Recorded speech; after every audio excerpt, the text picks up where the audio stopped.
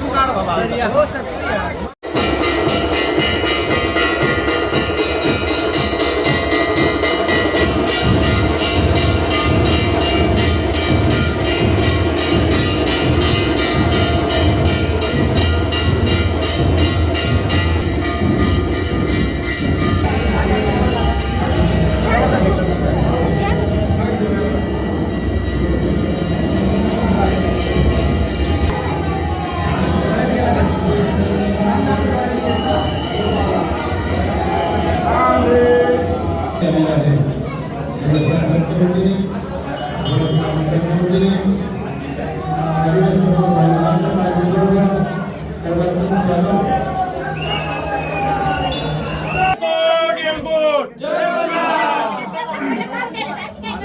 माणसा कांतो येळकोट येळकोट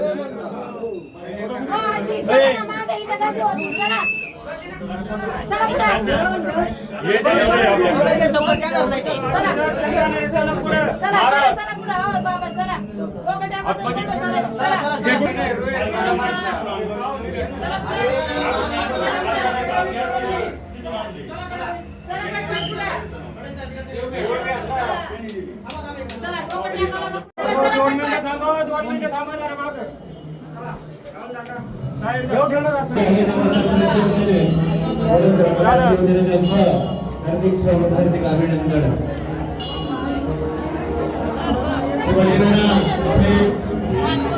पालखीची प्रथा आपण चालू ठेवलेली आहे. त्यांना आपण तुम्ही काय मागता पालखी बरोबर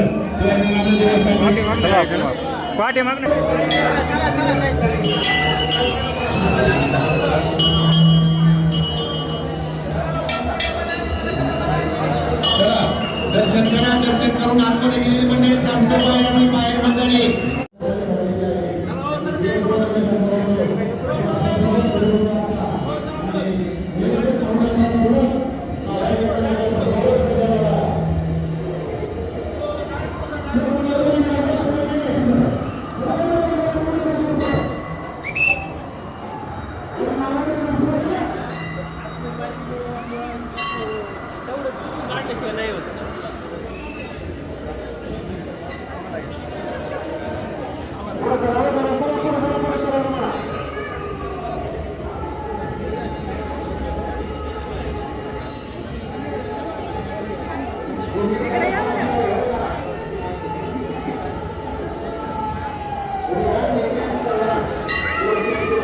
बंद झाले का आता?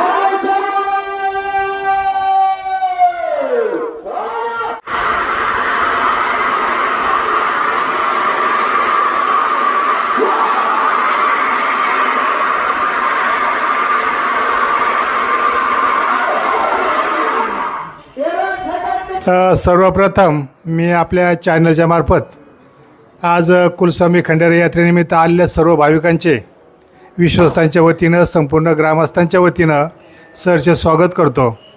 आज आपली ही जी माघ पौर्णिमा असते, कुलस्वामी खंडेरायाच्या ज्या काही यात्रा असतात त्या यात्रेमध्ये सर्वात मोठी आणि महत्त्वाची ही यात्रा मानली जाते. ह्या यात्रेमध्ये सुरुवात होताना म्हणजे महाराष्ट्रामध्ये मला वाटतं 15 दिवसाचा सप्ताह आहे तो आपल्याकडेच असतो. 15 दिवसापूर्वी सप्त्याने ह्या यात्रेची सुरुवात होते. ज्यावेळी सप्ताह असतो त्यावेळी गावातून दिंडी सोहळा निघतो. शाळेतील सर्व मुलं, ग्रामस्थ आणि सर्व महिला कलश घेऊन पालखीची मिरवणुकीने या ठिकाणी येतात आणि सप्त्याला सुरुवात होते. सप्त्याचा कार्यक्रम दर दिवस 7 ते 9 असा कीर्तनाचा असतो. त्यानंतर भोजनाचा कार्यक्रम असतो. आणि आज यात्रेचा दिवस तर सुरुवातीला सकाळी पहाटे साधारण 5-5:30च्या दरम्यान महाअभिषेकाने ह्या यात्रेची सुरुवात होते आणि त्याचवेळी गावातील बऱ्याच महिला बरेच ग्रामस्थ दर्शनाला येतात आणि आपल्याबरोबर पुरणपोळीचं नैवेद्य देवासाठी घेऊन येतात. त्यानंतर गावातून खंडेरायाच्या पालखीची मिरवणूक निघते आणि ती मिरवणूक साधारण 11-12 वाजता या ठिकाणी येते. या ठिकाणी मिरवणूक आल्यानंतर या ठिकाणी आरती होते आणि ह्या यात्रेच्या दिवशी घाटामध्ये बैलगाडा शर्यतीचं आयोजन केलं जातं.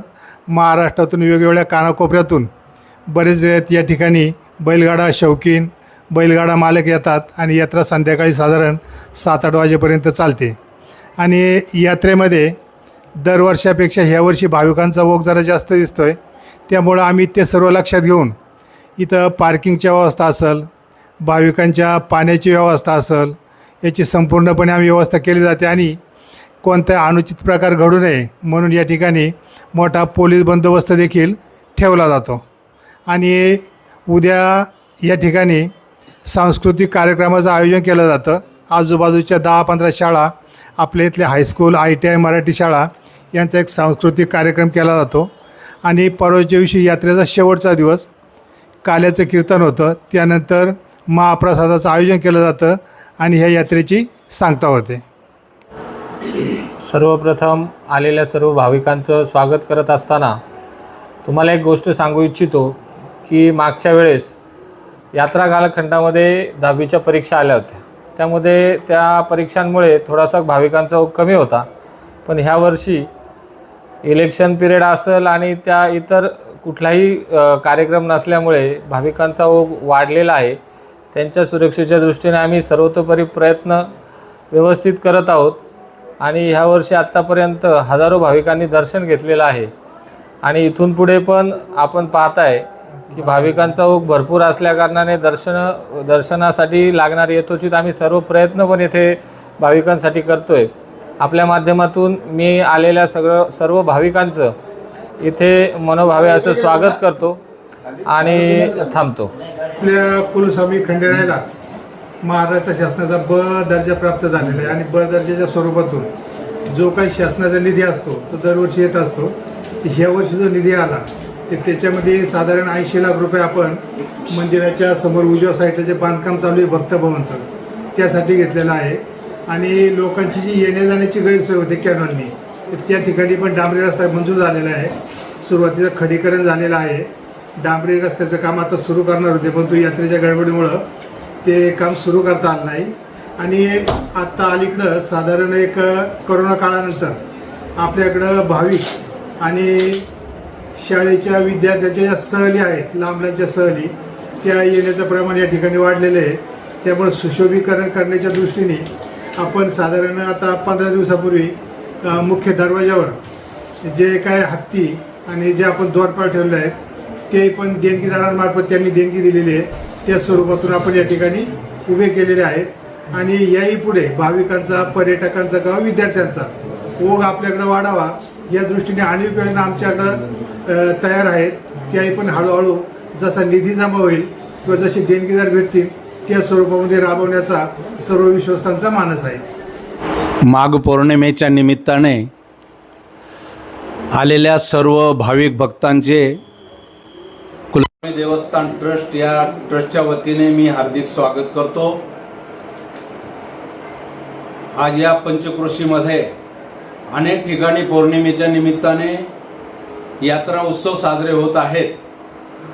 परंतु वडसगावचं हे देवस्थान एक अधिष्ठान नवसाला पावणारा खंडोबा प्रसिद्धीमध्ये आहे.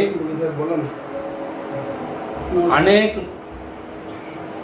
क्षेत्रामधील लोक सकाळी 6 वाजेपासून आरती होते त्यापासून तर रात्री 10 वाजेपर्यंत या ठिकाणी दर्शनाचा लाभ घेतात.